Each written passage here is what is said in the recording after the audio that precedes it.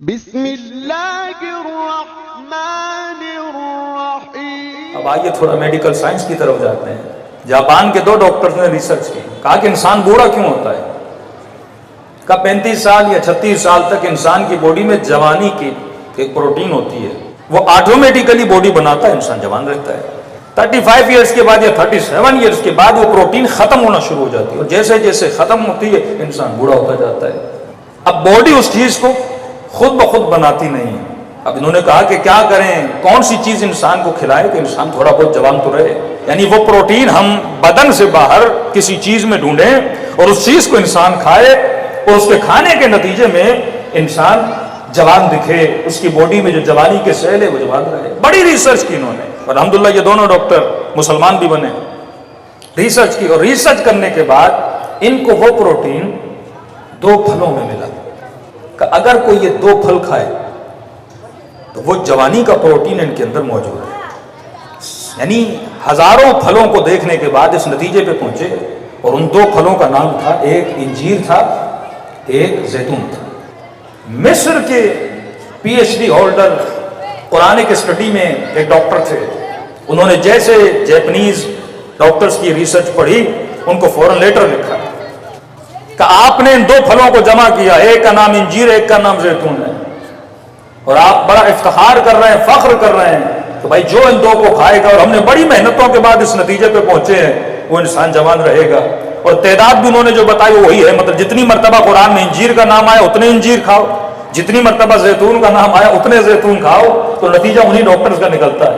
انہوں نے فوراً وہ قرآن کی آیتیں بھیجی، اور جیسے جیپنیز ڈاکٹر نے دیکھا کہ یہ واحد مسلمانوں کی کتاب ہے جہاں پہ خدا نے ان دونوں پھلوں کو ایک ساتھ ان کی قسم کھائی ہے، اور اس اعجاز قرآن کو دیکھ کر وہ فوراً کیا ہو گئے؟ مسلمان ہو گئے۔ لیکن یہاں پہ فضیلت کا ایک نقطہ میرے ذہن میں آ رہا ہے، اگر انجیر کو کوئی کھائے، اگر زیتون کو کوئی کھائے، یعنی اپنی روٹین بنا دے، اپنے بچوں کو کھلائیں، تو انسان کے اندر جوانی کے پروٹین بنتے ہیں اور جوان رہتا ہے۔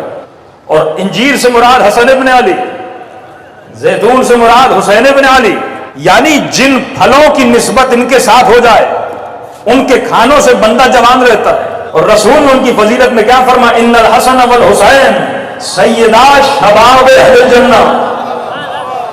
یہ نہیں کہا یہ جنت کے سردار ہیں، کہا یہ جنت کے جوانوں کے سردار ہیں، یعنی جن پھلوں کی نسبت ان کے ساتھ ہے ان کو کھانے سے جسم جوان رہتا ہے، اور ان کے ساتھ رہنے سے بندہ جنت میں جوان ہو کے جاتا ہے۔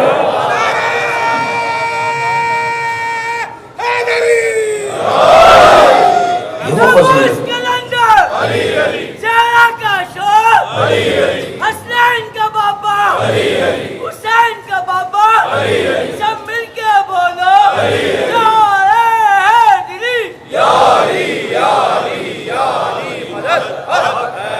صلوات پڑھیں محمد و آل محمد۔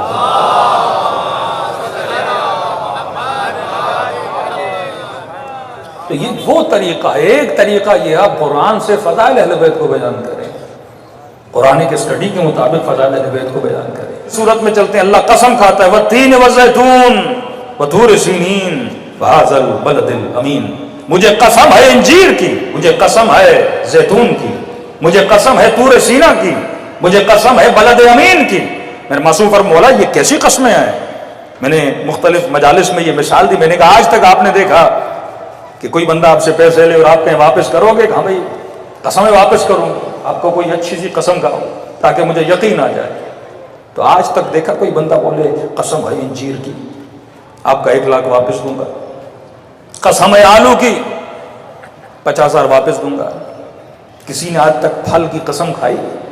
کسی نے آج تک سبزیوں کی قسم کھائی؟ کسی نے آج تک ستاروں کی قسم کھائی؟ لاکھوں ستارے ہیں، لیکن خدا کہتا ہے مجھے قسم ہے ستارے کی نہیں، اس جگہ کی جہاں سے ستارے چلتے ہیں۔ اور پھر کسی اور صورت میں خدا قسم کھاتا ہے والتین والزیتون، مجھے قسم ہے انجیر کی، مجھے قسم ہے زیتون کی۔